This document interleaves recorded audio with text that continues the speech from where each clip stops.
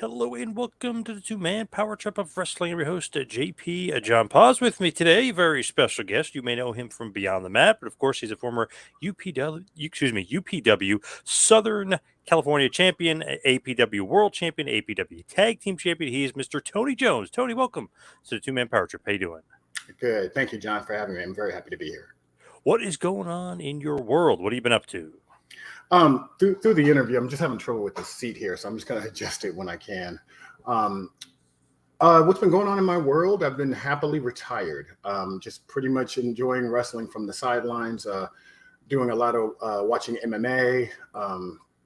Interacting with my son on pro wrestling and things like that. He's actually probably a bigger fan of the sport right now than I am. He's working on his own podcast, and it's going to be his own Nice. YouTube channel, and he's really looking forward to that. It's going to be called AJ DJ Int. IENT. So it's going to be like AJ DJ Entertainment. And he's just going to have a bunch of his stuff up there, which is going to be, commentary on a lot of today's wrestling matches, yesterday's wrestling matches. I'll be on there with him, kind of like doing like a co-host kind of a thing. And we'll just be going over a lot of the stuff about pro wrestling today, the things I don't like, the things that he does like. And it's going to be like this nice little contrast thing that we're going to do. And he's going to have his own gig where, he does reviews on movies and video games and, things like that. So that's kind of like what we have going on down the pike. But as far as pro wrestling itself, I'm happily retired. How old is he, by the way? My son's 22. He'll be 23 in just a few months. Okay, I was trying to figure out like what he would like. I bet you he likes some of the stuff that I probably wouldn't like, or I know you probably like you're saying you probably don't like. I know there's a interesting thing with a lot of the younger fans. It's like, wow, they like some of this stuff. I'm like shocked by some of the stuff that they're into, like a lot of the younger guys. Yeah, yeah. My son's really a part of the new generation. I find myself being that, kind of like that. Like I don't want to not. My day was better kind of a guy. I don't want to say that, I'm looking back on it like I'm bitter for where the wrestling business is today, because I'm not, because I think evolution is great. And I think we have to evolve. I think Vince has done a great job of that. If he didn't find a way to evolve, then I think pro wrestling would probably cease to exist. So yeah, I think it needs to evolve. Me personally, I'm just not very, I'm not very with the ideas on what they're doing today and how wrestling is perceived. What do you mean though? More in depth, just how they're basically doing spot monkey stuff. Like what do you like? What's your kind of take on it? What's your thoughts? Too much storyline. The program is very cookie cutter based. Everybody has a similar look, a similar feel. Um, I've heard interviews with some of the wrestlers that say that these guys are afraid to reach for the brass ring, but I think at the same time they're following what works. You know what I mean? So if they see that this guy over here is successful, then I think they're gonna kind of pattern themselves off of that guy. So a lot of guys don't reach for the brass ring, but I think just the way the business is in whole, like when I look back at my day, I mean, we had people of all different types. Everybody had something unique. Everybody brought something a little different to the table. Back in the old, Ric Flair, Ricky Steamboat, the Road Warriors. I mean, you had so much diversity, whereas today the guys look very similar and they kind of wrestle a little similar to me anyway. Anybody you like currently, either WWE, AEW, wherever. Yeah, I mean, I like Kenny Omega. I think he puts on fantastic matches. I saw the match between he and Will Ospreay. My son and I sat back and kind of critiqued that together. And I really enjoyed that match. I mean, some of these guys really have taken it to the next level. And I mean, they're just such amazing athletes that that's part of the evolution. It's just the athletes have just gotten better, you know. But I mean, I guess what I don't care for as much is the heavy storyline. And I know Vince had said that there's if you just do matches for match sake, then it's boring and people don't really follow it. You got to have something to give them something to care about in order for them to really, invest in it. Right. So I get all the psychology behind it, but I just think it's so much that it becomes too storybook for me, too choreographed. Are you not liking the bloodline, the Sami Zayn, the Roman Reigns? You're not liking that? That's like the hottest angle in years, right? Yeah, yeah. Yeah. I've seen some of it, I've seen some of it. I don't really follow it as much. I know Sammy is really off the charts right now. I've seen some of the promos that he's been delivering. So I know Sammy is doing great. I think Sammy is a hell of a worker, and Kevin Owens. But yeah, I just don't really to me it just looks like everybody is walking out there with their script memorized on what they need to do, and it doesn't look organic, right? And Mhm. I think that's it just kind of came to me. I think that's kind of like what I don't like, right? It doesn't feel organic at all. It doesn't feel like anybody's going off script. It just feels like, you know, I got some things to do, I got some things to say, and I'm going to do it. It's like if somebody misses a step, you can almost see out there that everything gets messed up. It's like when a guy misses a spot, now they're just really confused out there because Yep. they have to hit those spots because that leads up to the next thing, and then that leads up to something else, and then that's this other guy's cue. And so, they have to make sure they get everything in because everything is so tied in together. And I think that's probably what I don't care for as much. It is funny, sometimes you'll see a screw up or something, and then they'll go back because they almost have to go back to the spot because they can't do it on the fly. So it's Right. like, "Oh, shit, we gotta go back." So you see that sometimes, you just shake your head like, "You can't go back." Oh my Right. god, you And look like it's so fake, yeah. I thought I heard that sometimes they do that because they can just go back and edit the footage together and just make it seem like you didn't blow that spot, right? So that's what they're doing now. It's like, just if you blow that, go back and do it again. And if you do it again, we'll edit it all together when we're putting together our highlight packages, things like that. So But when you're watching it live, you're like, "No, don't no." Like, you know what I mean? Because they can't improvise or do anything on the fly, so it's like they have to go back to what was originally planned, I guess, or what was originally on the table as far as the spot or the next spot. But we were talking about basically the guys whenever they're working, they can't do anything on the fly. yeah, well, I mean, that's how it appears anyway. I think they can. I think they can. I think they can perform, and I think they can, perform on the fly. I just think that a lot of them are probably afraid to do so or afraid to take those risks, just because you're going to go in the back and get reamed, or could get fired, or just people I think are just afraid to go outside the box. What do you think about a guy like Samoa Joe, who you've known for many, many years, but he's still around today? He's still great to me, anyway. What do you think about Joe? I like Joe a lot. I mean, as a person, Joe was a very very nice guy, and I've always liked Joe.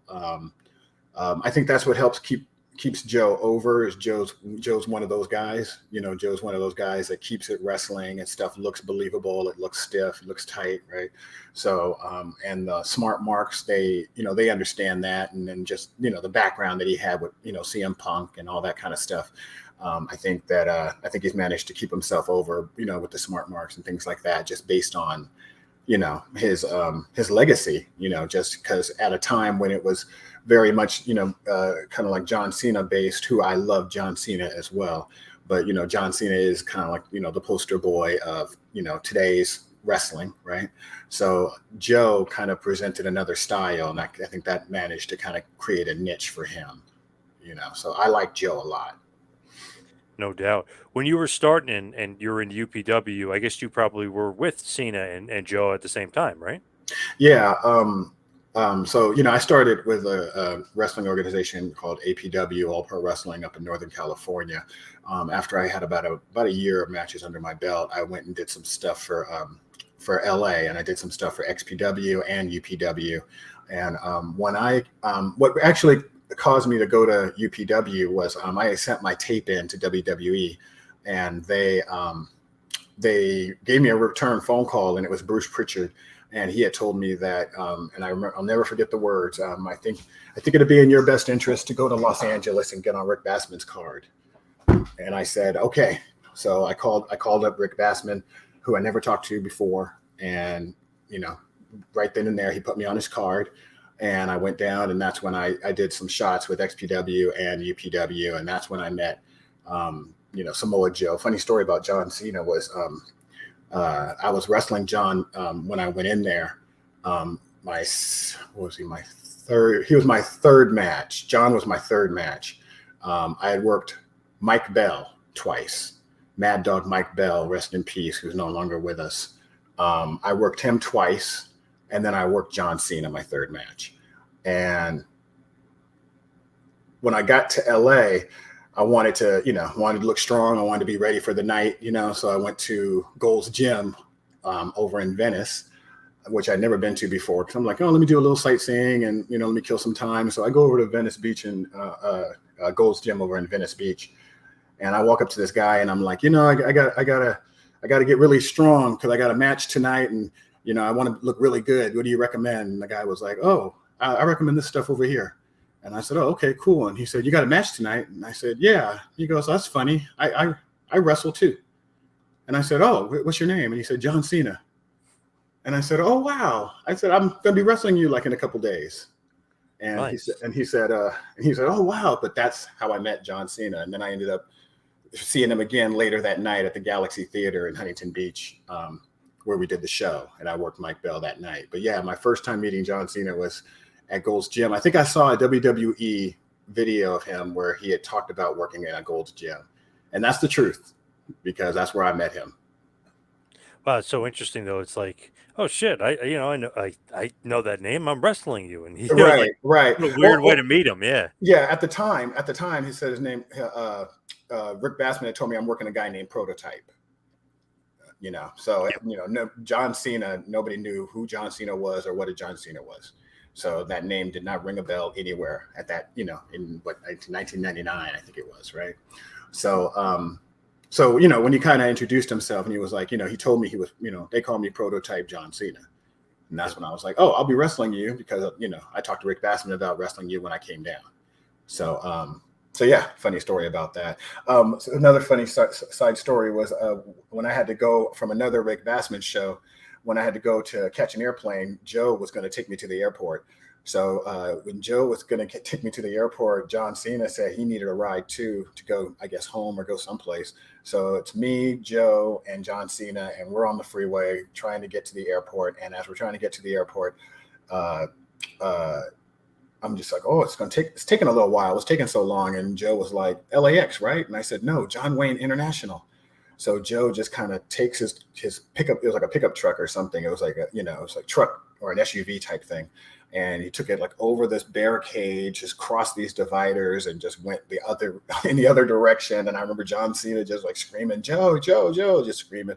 And it's just funny when you think about the guys involved. You know what I mean? It's like Yeah, it's just a funny story that now when you look back on it. that's crazy. Where Yeah. Joe ended up, and obviously where Cena ended up. It's just crazy to think of their beginnings when John Cena is that young. Some people be like, "Oh, I knew he was a star all along," but did you see that from him? Did like, "Oh, this guy's going to be a huge star," or it was just another wrestler to you? There was something about John. He did not have the charisma. He didn't have the talk and all that stuff. But he did have the body. So he was a young guy and he had this body on him. And I mean, I'll say this much: I ever since I knew him, ever since I met him, WWE had their eye on him. Because when I talked to Rick Bassman about doing my first show, he said, "I'm gonna put you in there with this guy, Prototype." You know, um, WWE is really high on him. He's only had one match. So I think I came in, I think I was John's second or third match. And I just remember Rick Bassman telling me WWE was really high on him. I'm like, God, he's only had like 2 or 3 matches and they already know who he is.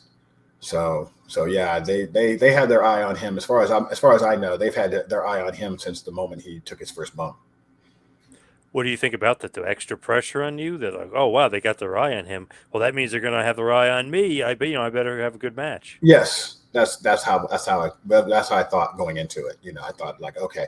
And plus, I had Bruce Pritchard telling me, I think it's in your best interest. We liked your video. We saw you in Beyond the Mat. I think it would be in your best interest to go down there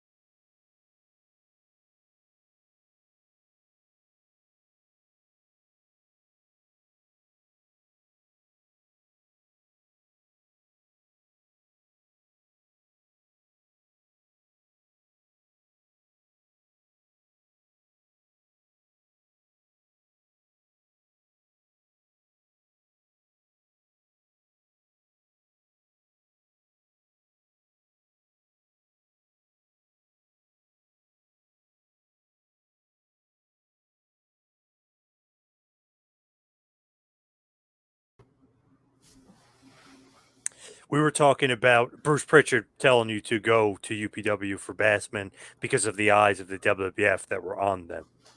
Yeah, yeah. So yeah, when I went down there, that's when I met just great group of guys. I met Samoa Joe, John Cena, a bunch of the guys, Miz, Frankie Kazarian, just a bunch of the guys who ended up going off and doing great things.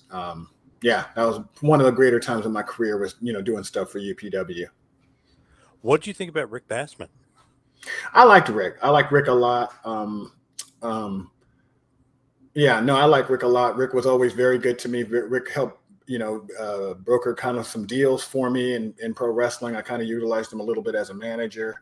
Um, I got along great with Rick. I felt like he took care of me, and he was always what I would consider, a friend, a personal friend. I consider Rick a personal friend of mine. So yeah, I've always liked Rick. I've What heard about stories. Bruce? I've heard stories about everybody, but as far as I'm concerned, he's always done me right, and I like Rick. Yeah. What about Bruce? Bruce Pritchard. Bruce Pritchard was very, very nice to me. He was very cool. I think I've been pretty lucky. I mean, most of the people that I've met in the wrestling business have been really, really good guys. I haven't had any.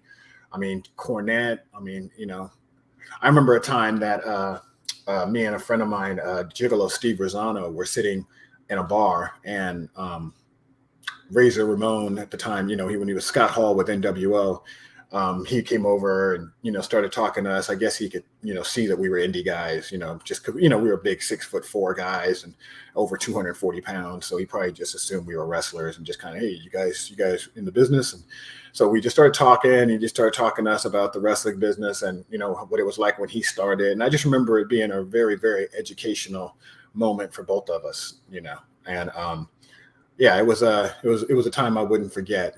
Guys have just always, been very nice to me, kind of helped me along, had good conversations. Yeah, I've been fortunate. That's great though. Scott Hall, obviously huge star, huge game changer in wrestling. That's awesome. They took some time out and was hanging out with you guys. Yeah, I mean, we were in a bar, he was drinking, so it wasn't like he was, really going out of his way to talk to us. It was just, Mm, we happened to be in the bar and he was, he was in the bar drinking. So hey, I'll talk to these guys while I'm drinking. So, yeah. I guess we were lucky to be in that place.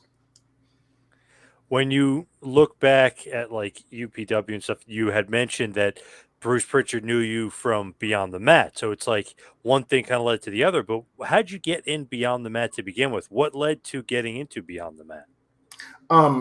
Mike Modest and I kind of, we joke about the fact and the idea that, I think we pretty much hit the lottery because Barry Blaustein went around the country looking at indie guys and, trying to figure out who he was going to pick for his movie. And, Mike and I, it wasn't that we were better than anybody else. It was just, we happened to be what he was looking for at that time.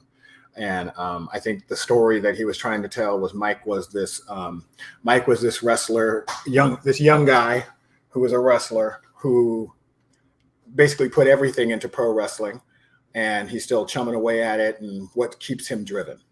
And then I think my point of view was, Tony, he could probably do something else instead of wrestling.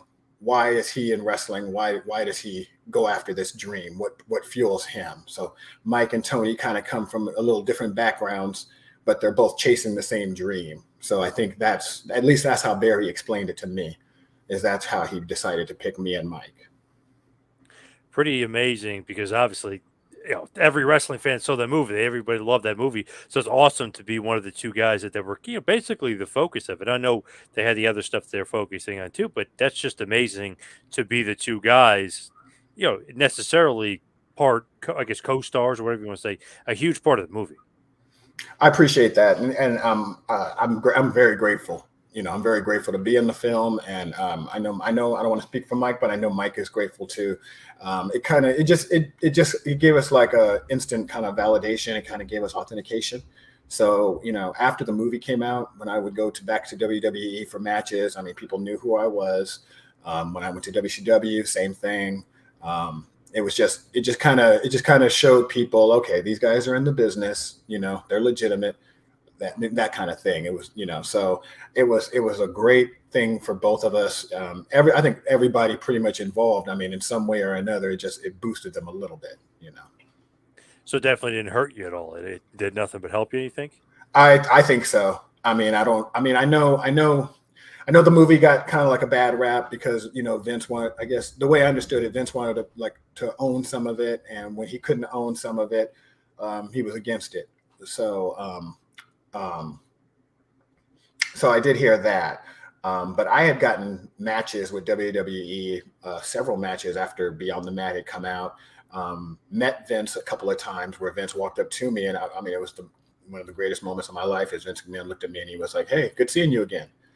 And I'm just like, I'm very happy to be here, sir. And I just didn't want him to look down because my legs were shaking. Yeah. But yeah, I remember him just looking at me and saying, "Hey, good to see you again." So I was like, okay, that's great. He remembers my face. Were you shocked that he remembered you? Yes, yes. I had Linda McMahon another time. I was sitting in a huddle talking to some of the boys, and Vince comes walking up with Linda, and I mean, you should just see everybody just form this line. I mean, it was something to see, right? Everybody just kind of formed this line, and it was like, they were all like, "Hi, Vince. Hi, Vince. Hi, Vince." They all wanted to make sure that they were all within his path as he walked, and as he walked, everybody was right there to kind of like greet him and shake his hand. And Vince shook everybody's hand as he goes through. And I'm kind of standing there. I was like, okay, this is what we're supposed to do, right? So I'm standing there, and he goes through and shakes my hand. And then when Linda walks by, she goes, "Oh, you look familiar to me." And I said, "Oh, really?" And she said, "Yeah, you look so familiar. Well, good to see you." And she just kind of tapped me on the hand. So I didn't want to say, "Oh, I'm that guy." I just didn't say anything. Hey, But I'm the guy from Beyond the Mat. Yeah. right. I just didn't want to say anything and shoot myself in the foot. So she said, "Hey, you look very familiar to me." And I was like, "I'll take it. I interviewed him years ago, and he mentioned that the one good thing about the WWF at that point was that they were losing to WCW. So he was thinking that the movie and giving them access would help like propel WWF back and to beating WCW because WCW was dominating them at that point. So he was saying that it was a good thing up until the point where Vince wanted to own a piece of it, and then Vince turned on it. But he said before then it was unprecedented access he was getting because Vince was like, "Oh, this is a great idea. Like this will put some pep in our step here." So that was an interesting part from Barry that I was like, "Yeah, that is true," because WCW at that point was beating them, so he was looking for a little jolt. Yeah, and I'll add this, and you tell me if I don't know if my timing is correct, but this is what I was thinking as well.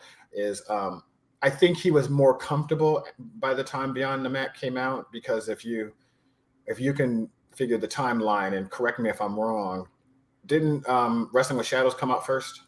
Or Yes. did they Yeah. shot that first, right? Yeah. Yep. So at that point, they've already kind of had a production team following them around and Yep. letting them in backstage and interviewing the boys and all this stuff, right? So I think when Barry came along with Beyond the Mat, it wasn't the first time a guy wanted to shoot backstage. You see what I mean? That's how Yeah. that was my take on it, right? Was that the Wrestling with Shadows documentary probably helped Barry get his foot in the door because you're not the first guy coming along saying, "Hey, I'm shooting a documentary on a non-pro wrestling. Yep. I'm a non-pro wrestler doing a documentary on pro wrestling. Can I get some access?" Right? Yeah. Yep. So yeah, I think the Wrestling with Shadow people did it first, and Vince was comfortable with it, so I think he did it again. It's funny though. After that, anybody's filming back there, he basically owns, the footage, or it's him filming it. It's one of the things where he probably learned like I want to control the narrative, or I want to own everything that's being shot. Like I don't want somebody else, not molding it, but they could change it, they could edit it. He wants to control it. Yeah, and I come from a TV background. That's what I went to college for. So I understand how TV runs, right? So Vince pays a lot of money, right, for his spot on television, right? And he's going to give you some time to advertise or to promote and all this kind of stuff, and he's not going to get anything on the back end. He's paying all this money, to advertisers and to these people, and you're just going to go and make all this money off your documentary and not kick back any money to him on his platform when he's the one showing your product to all his viewers, right? So I get Vince's point of view as well, because he's got so many viewers, and and wrestling fans are so loyal. If you put something on, WWE with a little bit of an endorsement from WWE, people would be like, "Oh, okay, I guess that's cool." WWE says it's cool. Yeah. You Yep. know what I mean? Definitely. So people Yep. people trust, people believe, what they see, right? So I'm sure Vince understands all that, and Vince is like, by me putting you on my show, I'm doing you such a big favor. Absolutely. Yeah. Definitely. With Beyond the Mat and UPW, is that before or after you go to the Funkin' Dojo, or were you ever really a part of the Funkin' Dojo? Like, how does that timeline work? Yeah, it was. I don't think it was the Funkin' Dojo when I went. I think it was the Funkin' Dojo when Crash went up with Vic Grimes, right? Yeah. I think it was okay because that was before me. So those guys went up, and I had been working with Terry Taylor, talking to Terry Taylor, trying to get my foot in WWE, and he was, trying to get some stuff done for me, and he got me seen in Connecticut, and had them fly me out to Connecticut, and I trained at the facility. Is the Funkin' Dojo is at the Stamford, Connecticut facility? Yeah. Okay, Dr. Tom and Dory Funk. Yeah. yeah, okay, yeah, that's okay. So that's where I was too. Dory Funk wasn't there. I would have loved it if he was. I'm a big, funk fan, but when they flew me out there, I was out there with, I believe this guy's name. I don't know what he's done in the business, but his name was Sean Evans. Kind of looked like a smaller version of Edge, and Dave Batista, and I believe it was Alpha Junior, Alpha the Samoan Junior, the one who got Manu, it. Yeah. The one that got in with the with Cody and DiBiase or Jr. DiBiase and and Orton. Orton. Yeah, at that time. So he was in the training facility as well. So we all trained together. I was in there with with Dave, and I did a match with Sean Evans, and we were there for 3 days, and just a great experience. Dr. Tom was so cool. Knew who I was, would make reference to your guys, and when he would say your guys, he was like Crash and Vic, you know. So Yep. so yeah, had a great experience there. That came to answer your question. Yes, that came after Beyond the Mat. Yeah, that came after Beyond the Mat and after my first UPW match. Yeah. Is that technically like you're getting paid to train, or is that one of the things where they invite you there as like a tryout period? It was like a tryout period. So, they put me up in a hotel and they gave me food money and, I had a car pick me up. I had the guy sitting there at the airport with a sign that had Tony Jones on it. So, really felt like you were big time. It was great. I didn't care to get paid one dime. I mean, that was my, being asked to go out there, that was my payment. Now, I was talking to Mike Modest not that long ago, and he was mentioning how you were kind of always looked at by WWF. He wasn't so much. Was there any like between you guys? Was there anything like, oh man, you keep getting looked at WWF? I'm not really getting looked at. Although he was getting looked at by WCW and kind of like the cruiserweight. But was there ever anything between you guys? Like, man, I keep getting these, looks, and Mike's not getting much. Mike, Mike, Mike was, Mike was so much ahead of me. When I think Mike was probably 5 years in. I'd say at least Mike was probably 5 years in at least by the time I got in there. So I didn't quite run with Mike on the same circles until I started getting a lot more seasoned and stuff like that. So Mike was always busy doing things, and he always had different bookings, and he was here and he was there. So I never got the feeling like Mike wasn't getting anything. You know what I mean? Um, I would always reach out to WWE because I knew some guys that work there, and going back to Dr. Tom, not Dr. Tom, Bruce Pritchard. I remember Bruce Pritchard taking me up into the stands one time, and I think this is what kind of fueled me to just keep trying and keep is that he took me up in the stands and he talked to me about pro wrestling, and he just kind of said how he had been in the wrestling most of his life and how the wrestling business has changed. And he said, it's like back in the old days, a guy with like an amateur wrestling background, he'd have a spot in the business, no doubt. And he said, but now he said, we got Kurt Angle out there who's an Olympic gold medalist. And, I mean, we got to have him drink milk. We got to have him do comedy skits. We got to do all this to get the guy over. Just being an Olympic gold medalist isn't enough. So the wrestling business has changed, and there's a spot for everybody, but you just kind of need to come up with something, your own niche, right? And I just remember him talking to me for about 15 minutes, and I'm like, why is he talking to me? I'm not on the roster. I'm not I'm not anything that they need to invest in at this point. And he spent like 15, 20 minutes. And I've always wanted to ask him why he did that, because it was such a great moment for me. And I really, really appreciated that. And he really made me feel like, like I was one of the locker room, wrestlers, right? Because he sat there and we were up in the stands together. He goes, "Hey, Tony, let's take a walk."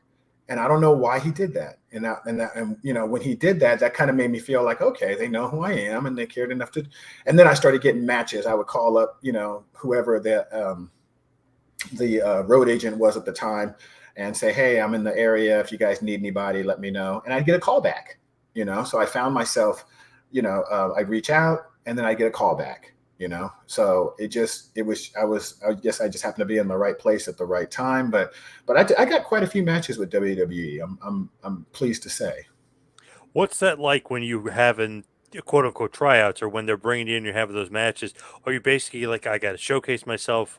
This is immense pressure, or you just kind of relax and like, all right, I know they know who I am, and we'll see how it goes. My interpretation of how you handle that is you go out there and you just kind of keep your mouth shut and you do exactly what they tell you to do, and you do the best you can. I remember I worked against Snitsky, and in my match with Snitsky, Snitsky comes up to me and he was like, "Hey, brother, I've seen you. I know you've been around. This is in no way is this enough. And no, don't take offense to this, dude, but they want me to kill you, because I got to get ready for John Cena, and it's just." I just got to kill you. You're a big guy and everything, and I just got to do it. And he was I'm Gene. It's totally okay. I'm here for you. Yeah. You do what you need to do to me, man. It's like, I'll do my best to put you over. And he was like, "Okay, I just want to let you know that, right?" And I was like, "Okay, cool." So I remember during the match, he destroys me, sets me up for his finisher. When he lifts me up, I kind of jump up to kind of give him that little extra, like, to make it easy for him. And then he drops me 1, 2, 3. And I'm in the back and I'm taking off my boots. And this guy goes, "Hey, you had a good match." And I look up and it's Randy Orton, right? And I go, "Oh, really?" And he says, "Yeah, it was a good match." And I go, "Yeah, it was nothing, brother." And he goes, "No, no, it was good." And I was like, "No, no, it was really nothing." And he goes, "Hey, they wanted you to put him over. You put him over. It was a good match." And I was like, "Thanks. Yeah, I guess it was a good match." And he goes, "Yeah, Randy Orton." Like, I don't know who he is, right? Yeah. He goes, "Randy Orton." And I'm like, "Tony Jones." And we shook hands, and so Randy was so cool to me, So that was a moment I had with him in the locker room. So you just go out there, you do as you're told, you keep your mouth shut, and you just do the best you can. That's my advice. Pretty cool that he's watching the matches. I mean, obviously he's a main eventer at that point, but good thing he's watching the matches. Pretty cool. I don't know. I had lunch with Maven, and these are some old names, right? Oh yeah. I had lunch with Maven. Not lunch with him per se, but I was at a table and Maven was at that table, and we were talking about indies and stuff like that. And he had asked me about indies, and he said, he wishes he would have done indies, and we were just talking about that. So the only thing I could think of is maybe I heard later that Randy Orton and Maven were like traveling buddies and they were friends. So maybe, I don't know, maybe Maven was like, I was talking to that guy, or you know what I mean? Something. Yeah. Because why was Randy looking at this indie guy that he doesn't know anything about, that kind of thing. So the only thing I could think of is maybe my interaction with Maven may have sparked his interest on, let me check this guy out and look at the monitor, Right, right. And it's Yeah. like, hey, this guy's pretty big. Like, hey, Yeah, let me see. Let me see. Let me see what he's Yeah. got. Yeah, or something. But you hear all these stories. Randy's this and he's that, and But I mean, he came up to me, and I thought, at a time when he really didn't have to. I mean, he was already getting pretty seasoned at that point. This is probably around 2009, 2008. So yeah, I've had great experiences. I've had great moments. Who else did you work when you were there? Like, as far as just some matches in WWE? I had a really, really, really good match with Nick Dinsmore, Eugene. Yep. So I had a really, really good match with him, which is probably, in my opinion, my favorite match. And the only reason it's my favorite match is because it was on WWE television. And throughout the entire match, they kept saying Tony Jones.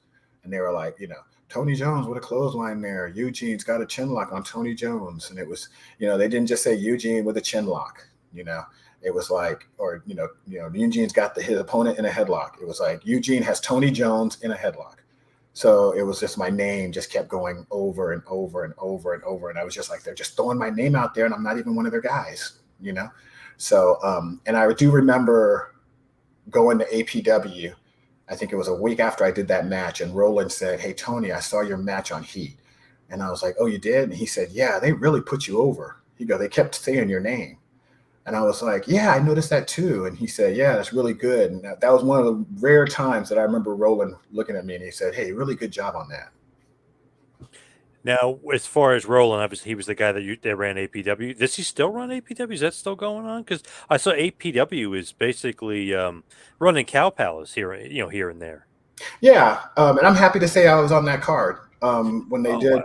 Yeah, Wow. Okay. yeah. Mike Modest and I both got on the very first APW Cow Palace card, which was just a stack card. I mean, they had every Brian Cage, Cody Rhodes. I mean, we had the place. I mean, it was just stacked, and I literally begged them to put me on the card because when I was a little boy, my parents used to take me to the Cow Palace to watch the AWA. So some of my earliest memories of pro wrestling is going to the Cow Palace. So I never got a chance to do the Cow Palace. So when APW started to run, when the rumor was that they were going to run at the Cow Palace, I literally begged them to put me on the show because at that point I'd probably been retired for probably about maybe 6 or 7 years.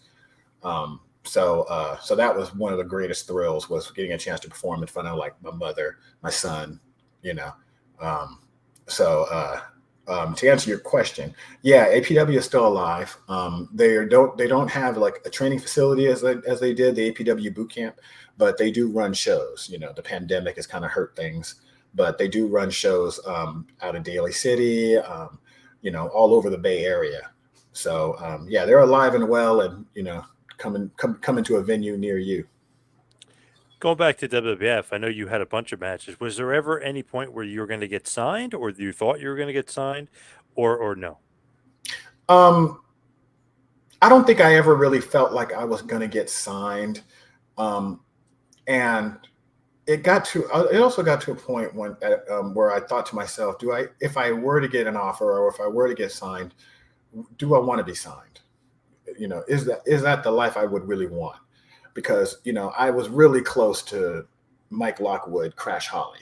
He and I were good friends, and he was a little bit ahead of me. He had probably been wrestling about 3 years, but when he joined APW, he wanted to go through the fundamentals again. So he kind of hung out in the beginners class and the semi-pro class, which was my class. So he would kind of hang out with us. So we would drill, we would train. So when Crash made it to WWE, I'll just say one thing in particular that I will never forget was he said, "Tony, remember how we used to always dream about going to WWE?" And I said, "Yeah." He said, "Yeah, we didn't know what we were talking about." And Yeah. without going into too much detail, right? That's kind of like he said, we didn't know what we were talking about. He goes, "The grass is always greener on the other side." And I said, "Right." The So travel, the schedule, the not being yeah, home. yeah. And I remember him calling me one night, really drunk, um, telling me that they just had a show and he's over at a bar and all the boys are at the bar. And I don't know, dude. I just wanted to reach out and talk to one of my friends from years ago. And I'm like, "Yeah, man, call me anytime." And I just remember him just being like really drunk. And I hear all this noise in the background. And I'm just at home, nice and quiet. And just a different lifestyle. You know what I mean? And I just Yep. thought, okay, if I was on the road with them, I'd be probably doing the same thing. And do I want to do that? Some guys would say, "Yeah, man, put me on the road and a bar every night." That's me, but that's not really my lifestyle. You see what I mean? So Yep. when I look back on it, I don't even know if I would really want that contract. Man, he was gone way too soon, and obviously he got caught up, I guess, in that lifestyle, right? I Yeah, mean, a real sad piece about that was I saw him at a wrestling show, um, and it was right after I think he did some Mad Mikey stuff with TNA, and he didn't look too good. He looked real soft, and he just didn't look good. Didn't have good color to him, and he was selling his 8x10 of his Crash Holly picture of him with the scale in WWE, and I still have that picture. And my son at the time, I think was probably 5, something like that. And I said, "Hey brother, can you sign this for my son?" And he said, "Yeah, man, let me get a pen." and this is just the craziest, stupidest thing. He went through the entire locker room, couldn't find a pen. And then we go outside, nobody has a pen.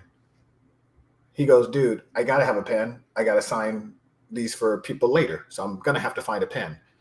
Well, I'll sign it for you later, Tony. Are you going to be at the show next weekend? I said, yeah, I'll be there next weekend. He goes, okay, I'll give it to you then. And I said, okay, cool. He died that week. Wow, crazy. Yeah. So I never got that picture. Yeah. I got the picture without the signed autograph.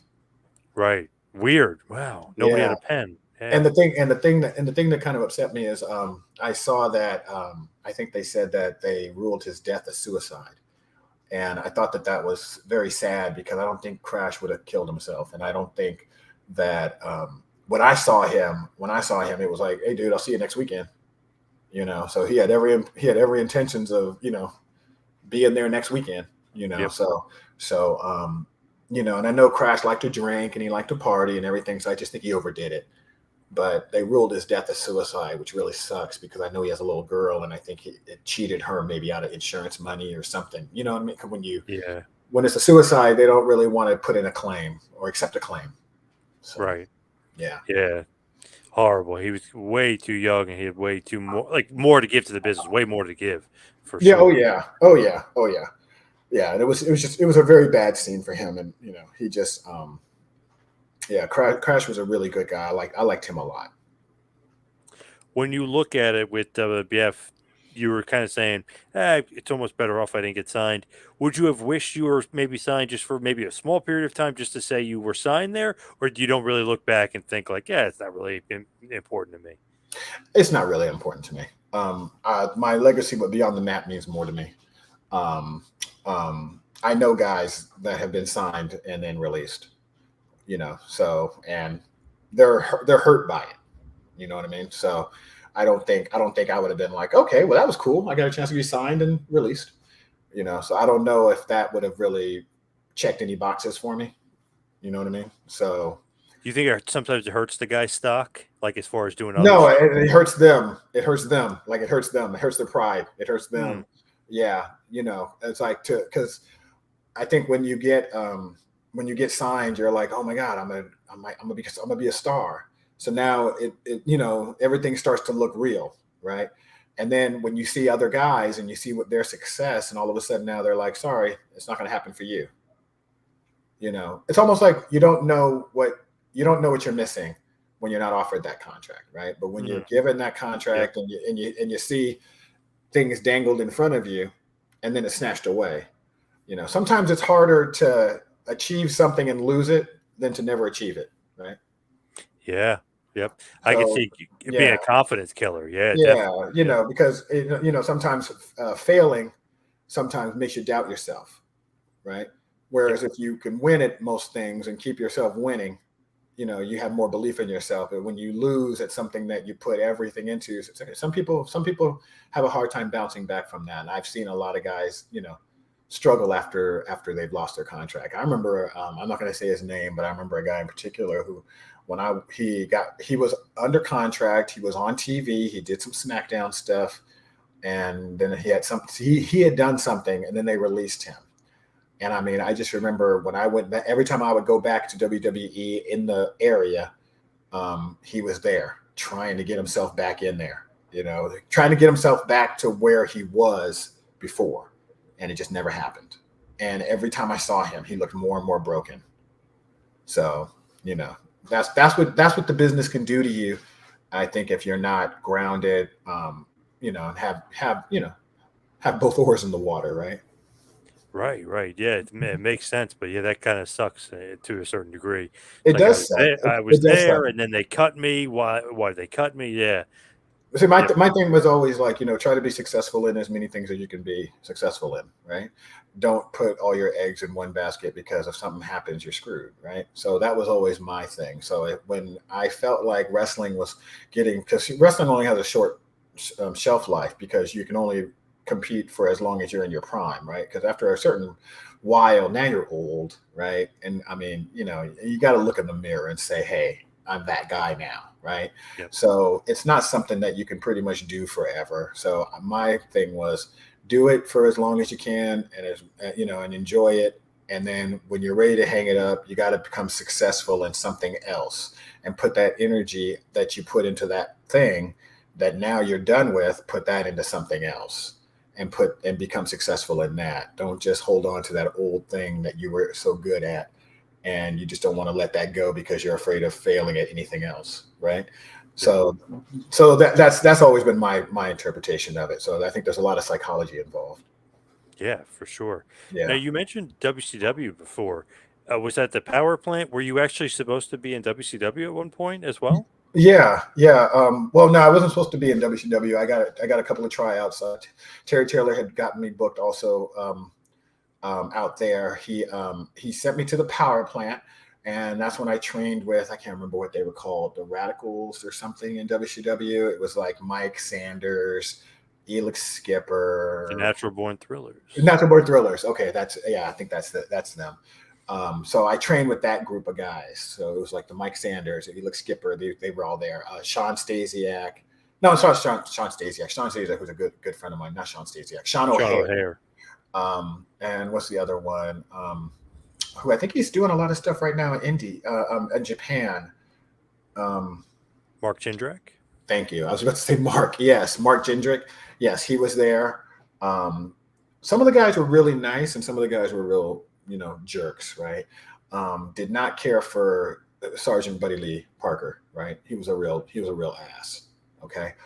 Um, Adam Pierce was in my training camp. Oh, Um, nice. Terry Taylor was really high on him. That's why he's probably doing so well in WWE right now.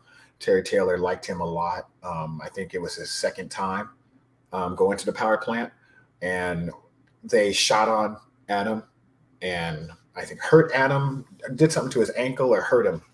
And then there was another guy that came with Adam. His name was Rashi, and they did something to him too. And then they tried to wrestle me, but I'd been wrestling since I was like 13. I wrestled at San Francisco State, and so I remember wrestling with Reno and Sean O'Hare, and neither guy could do anything to me. And somebody could, all we did was pummel, and we just kind of jocked for standing position. Every time they try to body lock me, I could push them back. When they try to shoot in, I could just sprawl. So nobody really did anything. So as I'm working with Sean O'Hare, somebody's like, hey, Sarge, this guy knows what he's doing. And he says, I don't care. Jones, get out of the ring and give me laps.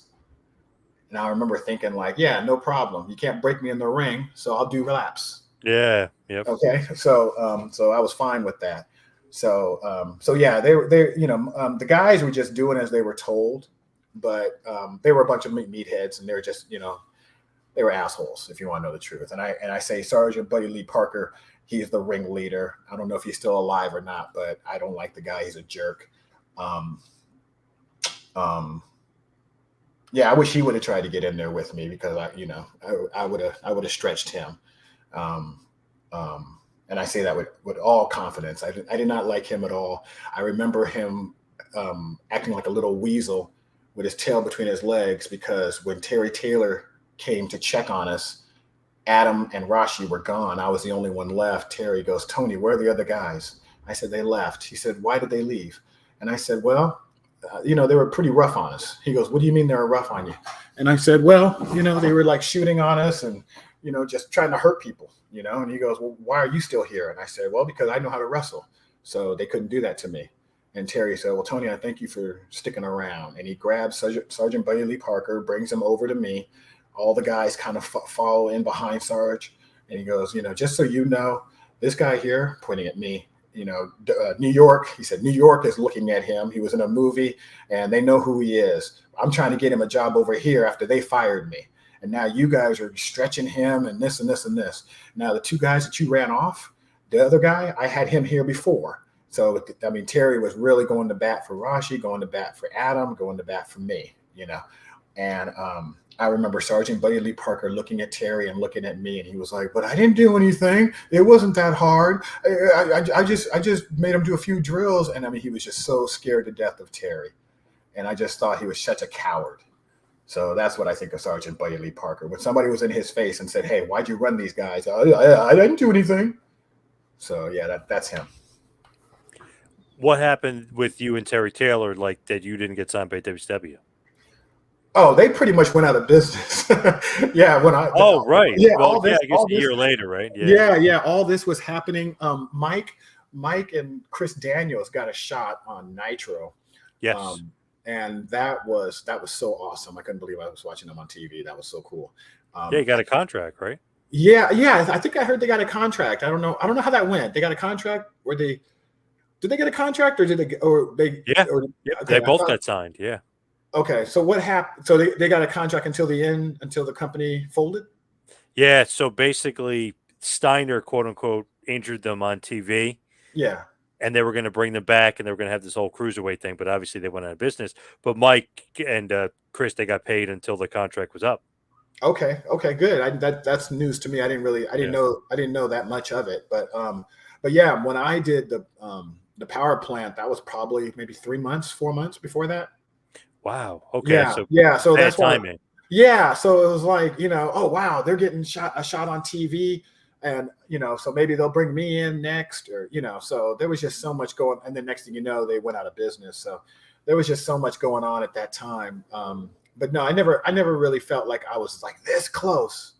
Um, I just felt like Terry Taylor liked me. I had good conversations with him.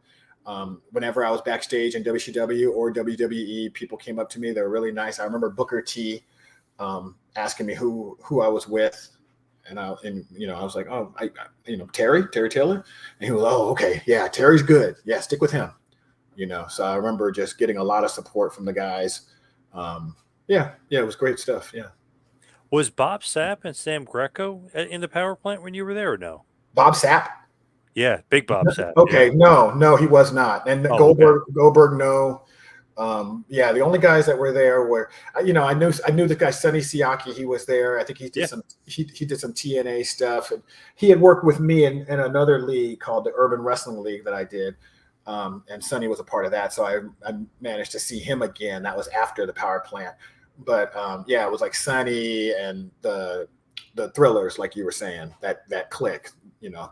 Um, yeah, those are the only ones. Nobody else really. I did get a moment to get in the ring with Paul Orndorff, which was a great thrill.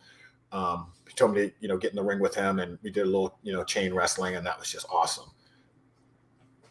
That's so cool. But what is Buddy Lee Parker? I guess he was in charge, and that kind of just ruined the whole experience for you. Yeah, yeah, yeah. He was just, he was what you would think he's, which you would think he is, right? Like a drill sergeant. He's on you, as you're doing your push-ups, he's underneath you, screaming at you like like this is the military or something, right? So, which is funny to me because probably he couldn't do half the drills that he's telling everybody to do, and then a lot of the guys that were there, I know they couldn't get down and do some of the stuff that we were doing. There was this guy Reno who, swore he was just like this big muscle head, but he was more fat than anything else. And yeah, the experience, and I won't talk bad about the wrestling business because everybody was really, most of the guys, everybody I met was a gentleman. But yeah, the power plant, if I had to say what was the worst part of my career, I mean, I trained in Battle Arts in Japan, which is a shoot league, and I mean Yeah. those guys were gentlemen, right? Every single guy in Battle Arts would have took any of those power plant guys apart. So I just when I look at the power plant, I'm like, they're a bunch of clowns. That's why most of them didn't do anything afterwards. And Sergeant Buddy Lee Parker, that's why he was nothing more than a jobber who was lucky to have a trading position. Do you think they were trying to get guys to quit? Because Batista was there at one point and he ended up quitting. So is it like they were trying to get guys to quit rather than get them ready to be wrestlers on the Yeah, yeah, TV? yeah. And that's what Terry Taylor was saying. We bring these guys in and you guys run them off. So Terry said it like like there was a history there. Yeah. We bring these guys in and you guys are running them off. So just so you know who these guys are, then he started talking about me, and then he started talking about Adam and Rashi, just to kind of like let them know it's like these aren't just guys that are just, hey, I want to be a pro wrestler. These are guys Yep. that have matches under their belt. They're being recruited, So it was very cool. Eric Bischoff was there when this happened too. He was on the phone call. Yeah, he was on the phone call. He came to the gym. I don't know why he was there. Lex Luger came through there with Elizabeth at the time. I was like, what are they doing in the power plant? But yeah. Yeah, a lot of Working out, I guess, maybe, or hanging no, out? no. He came in there. He was talking to Eric Bischoff. I don't know if they had a meeting or something, but I guess they met at the power plant. I don't know. But Eric Bischoff was there. I met him. Um, a guy who I'd met earlier, the Georgia promoter, he was there, and I had met him in APW. Jody Oh Hamilton? no, oh, you know the name, George. He always rallied for Tommy Rich. Ooh. Ugh. Jim Barnett. Oh, of course. Yeah. Yeah, Jim Barnett. Yes. Okay. Jim Barnett was there. Yeah, because I had met him. I had met him in APW. I don't know what the reason was, but he came to APW. He liked me. He liked Mike. Um, and when I came to the power plant, I said, "Good to see you again." And he was like, "Oh, hey, you're from California." And I said, "Yeah." And he looks right over at Eric Bischoff, and he was like, "Hey, Eric, this kid can really work. I saw him in California. He's really good." I was like, "Oh shit," you know. And Yeah, when he putting said you that, over. Nice. right, right. And when he said that, Eric was like, "Yeah, uh-huh." And that was it. And I was like, damn. It's like they didn't care what Jim Barnett said, you know? Yeah. but yeah, Jim tried. You know, Jim was like, "Hey, Eric, this kid, you know, he can work and blah blah blah blah blah." And Eric was on a call, and Eric just kind of looks at him. He was like, "Yeah, okay," and that was it. And that was it. I was like, "Okay, Eric didn't care." That was was that the only time you really met Bischoff? Yeah, that was the only time I met Bischoff. Yes, Damn, I but I never mean, really I'm glad. got that little I bit. was glad for the experience. I was glad to be in his face, and I was glad that somebody pitched, you know, for me. So So Battle Arts, Japan. How did that happen? How'd you, because that's like semi shoot fight. Like, how did that all come to be? Christopher Daniels actually had done some stuff with them before, and he told me that it was a league that was um, kind of like beyond his reach. Like, you know what I mean? Like, you know, Tony, they're shooters, and that's not really my thing. Because he had been doing some Michinoku Pro stuff at the time, and he told me that they were looking for shooters and send your tape in and this and this. So I did that, and yeah, they booked me, and it was fantastic. I could not believe that I was traveling to Japan to do pro wrestling. It was something. You know, my mother's Japanese. You know, so I'm half Japanese. Oh, So wow. I I've didn't been to know Japan most of my life, and I've always had great experiences. I got family in Japan. So for me to actually travel to Japan now without my mother and you know, be out there and wrestle in front of the Japan crowd and have my family come and support me, it was one of the greatest moments of my life. Yes. do you wish it lasted longer as far as Japan and being booked out there? It lasted 3 tours, and then my father had gotten sick, and I was grateful that I was able to be home and take care of him and my mother. So it's been very strange that I've had my doses of things just enough as much as I needed. I don't think I would have. It wouldn't have been good for me to go on another tour. I wouldn't have been there when my father got sick. Hmm. When my father got sick, he passed away shortly afterwards, and I'm an only child. So it was very important to me to be supportive to my family, you know, in their later years, right? Yep. So it was important for me to be supportive to them in their later years. So you know, everything happens for a reason, and you know, so when you say, was I, you know, do I wish it would have been more tours? No, because my dad was going to be getting sick, and 3 tours was probably all I could take at that time. I got you. So Yeah. as we hit the wind down here, we'll head towards the finish. Any regrets in the business? I wish I would have took more pictures inside of like moments, friendly moments. Um, we were always told, "Don't look like a mark," right? It was always, I think that was rolling. Don't look like a mark. So you never wanted to whip out a camera. You didn't, you know. And I had so many moments where, you know, me and the boys were sitting around and we're eating or we're talking and doing something. It'd been nice to whip out a camera and just, you know, look back on some moments backstage. And you know, when I was in Japan, and I don't really have footage of that. I have my matches and things like that, and I got pictures of me in the ring, which I'm glad to have that. But I don't have much socializing stuff and you know, just those moments, you know, just hanging out, you know, that kind of thing. So I wish I had more footage of that. As far as wrestling goes, um, Maybe I wish I would have flew myself to ECW.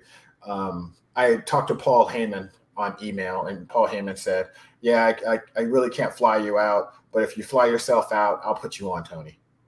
And I remember at the Wow. time, I was like, "Okay, thanks. I'll let you know," and I never followed up on it. And I'm happy to say at the time I felt like I had so much going on, that I was like, I'll get to that, maybe some other time. So maybe I wish I would have flew myself to Philadelphia just so I could say I did ECW. Do you have any like favorite matches or opponents or just guys that stuck out to you that you really enjoyed working with? I like working with Modest. I felt like he's very smooth in the ring, and Mike doesn't get his just due. Mike is very very solid, very comfortable in the ring. Um, um, Yeah, I like working with Mike. My match with Eugene, I think, is probably my favorite match, just because we did some comedy in there, which I've never done comedy in a pro wrestling match ever, and we did some comedy. It was a very very interesting match, still competitive. I think we went about 9 minutes. That's probably my favorite match, my favorite opponent, just because when we were in the locker room going over the match, he said, I've seen you before, so I want to give you something. I want to give you some stuff. So let's do it like this. And I thought that was really cool that he said, I've seen you before and I want to give you some stuff. So we went out there and had a back and forth match. That was great because um, that was like the little kid in me. The dream came true that I wrestled on WWE television and they're like Tony Jones. My real name, Tony Jones, Tony Jones. So Yeah. yeah, that was probably my greatest moment, my greatest opponent. But as far as the guy that I most liked working with, probably Modest. Just looking back, what do you think is your legacy or your stamp when somebody says Tony Jones? Because, like you mentioned, I mean, you're doing WWF matches, you're in the power plant for WCW, you're doing battle arts in Japan. I mean, you've been around the block, you've been up beyond the mat, and everybody knows you from that movie. So, what do you think is the stamp of Tony Jones or the legacy of Tony Jones?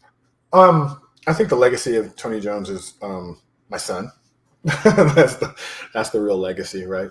But as far as the pro wrestling aspect of it all, I think I'm that guy from Beyond the Mat, right? Which I'm very happy to be. I'm that guy from Beyond the Mat, and I'm one of the original APW guys. So APW has a pretty good following, and I'm very happy to be one of those guys. So I think that's my legacy, is that I'm one of the APW originals that did that movie Beyond the Mat, and with that movie got some tryouts with WWE, and got my name established. So I think that's my legacy, is APW and Beyond the Mat. So, as far as where everybody can find you, social media wise or otherwise, do you get yourself out there? Are you on social media? Like, where can everybody find you if they want to look you up? Yeah, I'm pretty much everywhere. And when my son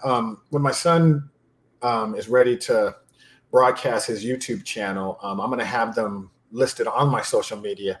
So you can find me, just look for Shooter Tony Jones. All my names have Shooter Tony Jones on them. So you can do a search for Shooter Tony Jones, or you can do at TSTJ 007, which is the Shooter Tony Jones 007. So you can do a search for that, or just, to Shooter Tony Jones, and you'll find me on Twitter. You'll find me on Instagram. You'll find me on Facebook. And yeah, just, reach out and say what's up. All right, Tony, thank you so much for all the time. Really appreciate it. Thank you very much, John. This was fun, man. I appreciate it. I'm sorry we had a couple of glitches, but it maintained now. But I mean, on the last one, I went outside to talk to one of my neighbors while I was waiting for the computer to boot up, and I said, "Hey, am I the only one that's having these power outages?" And he said, "No, we've lost power like 10 times today." So Damn, that yeah, sucks. Yeah. yeah, but it seems to be okay now. But thank you for your patience while we worked our way through that. Thank you. Yeah, no problem at all. Thank you. Appreciate all the time. Cool. All right. Thank you, John.